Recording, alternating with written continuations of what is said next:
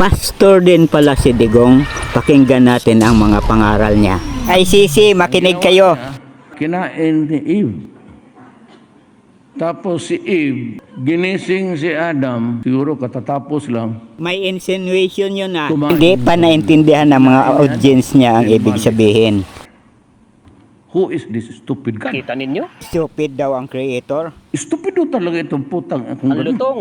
Minura pa. You created something perfect, and then you think of an event that would tempt and destroy the quality of your work. How can you rationalize a God? I mean, maniwala ka? Sabi ko siya, maniwala niyang... So tayo ngayon, all of us are born with an original sin. Ang original sin, ano man yan? Was it the first kiss? O what was the seed? Bakit original? Nasa womb ka pa, may kasalanan ka na. Tsuk-tsak mo lang yun ang nanay pati tatay mo. Wala ka bang kasali? Tapos ngayon, may Naintindihan na nila original ang sin ka. suksak.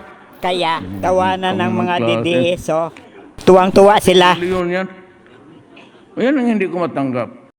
Please subscribe to my YouTube channel, Stories of Uncle Kraing. Comment, like, and share, and thank you for watching. Karma inabot ni Digong.